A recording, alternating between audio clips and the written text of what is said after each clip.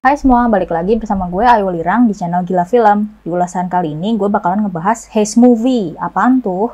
Heist movie adalah film bergenre perampokan atau pencurian seperti Ocean's 11, Ocean's 12, Ocean 13, Widows, Now You See Me, dan lainnya. Di Indonesia sendiri, Pencuri Raden Saleh alias MRS mungkin jadi satu-satunya heist movie garapan Indonesia saat ini. Kemungkinan nanti akan ditemani 24 jam bersama Gaspar dari novelnya Sabda Armandio yang dikabarkan juga tengah diproduksi oleh Visinema Pictures bersama kawan-kawan media. Gaspar juga bernuansa drama misteri berbalut perampokan. MRS diklaim sebagai salah satu pencurian terbesar abad ini menurut official account Instagramnya.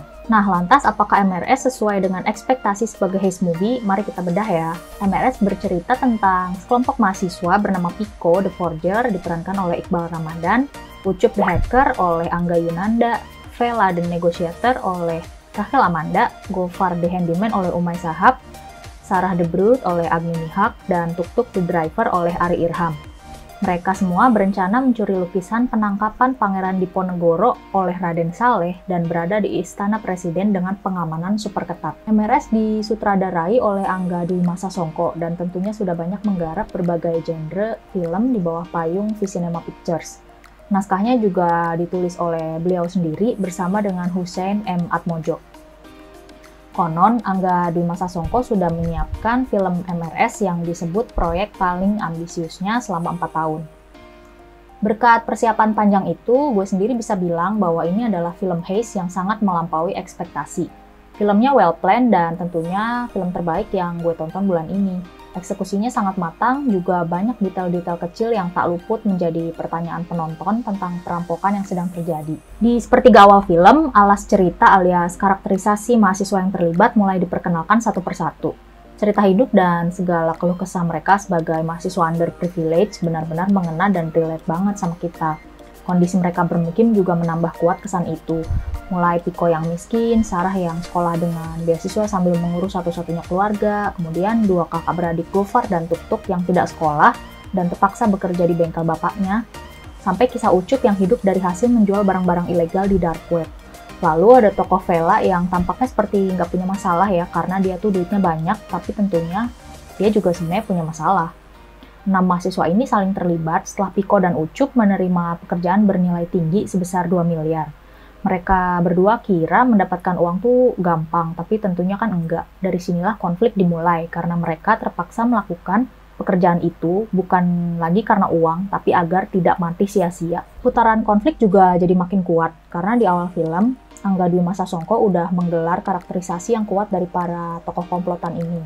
Tidak ada tokoh yang pekerjaan dan karakteristiknya tempelan. Semuanya punya porsi yang sama kuat dalam mendorong plot untuk bergerak.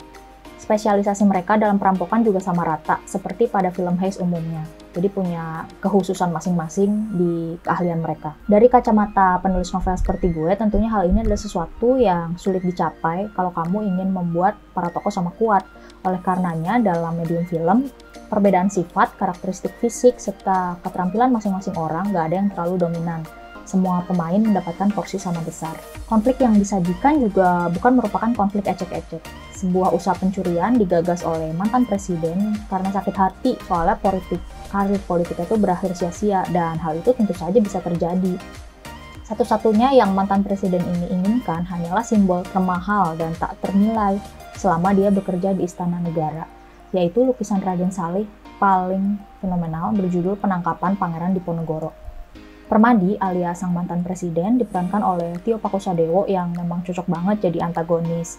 Di sisinya ada kurator seni Istana Negara bernama Dini dan diperankan oleh Atika Hasiholan. Di masalah lukisan-lukisan inilah kerennya Iqbal sebagai The Forger. Iqbal sangat menjiwai sebagai pelukis, begitu juga aktor lainnya.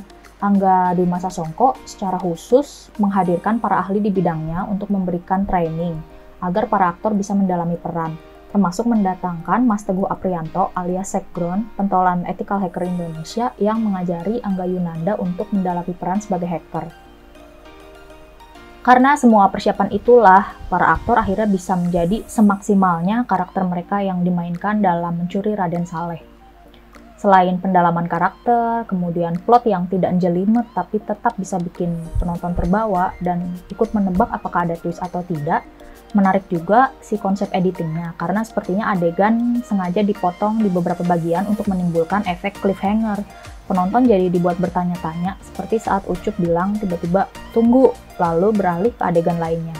Penonton kan jadi banyak pertanyaan ya dari hal itu, apakah akan muncul twist, dan pastinya ada dong twistnya, tapi kalian nonton sendiri aja nanti.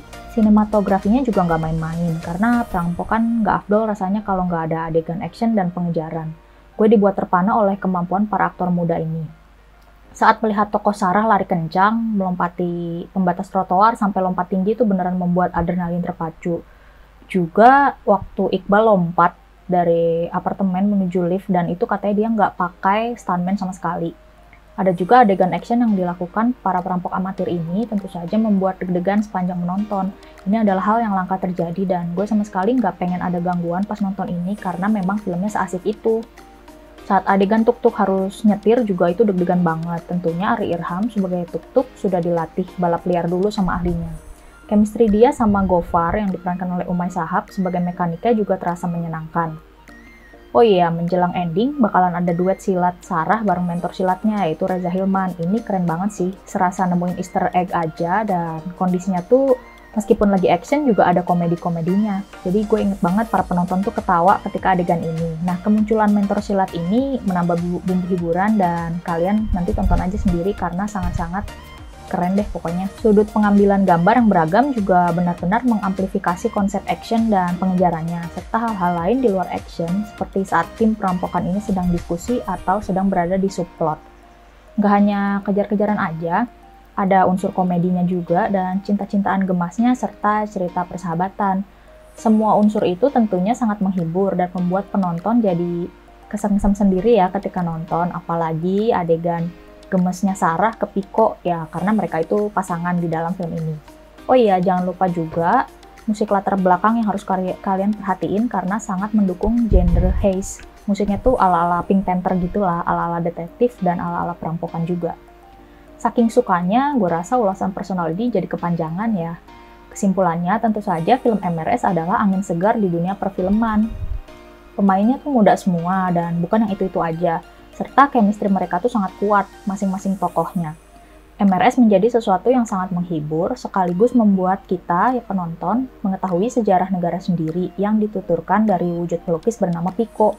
Unsur perampokan, adegan action, adegan cinta masa muda, persahabatan, komedi, serta konfliknya, semua itu porsinya seimbang dan wajib kamu tonton tanpa gangguan sama sekali. Meskipun begitu, memang masih ada detail-detail kecil investigasi yang mungkin luput, serta tokoh dewasa yang kurang mendapatkan spotlight.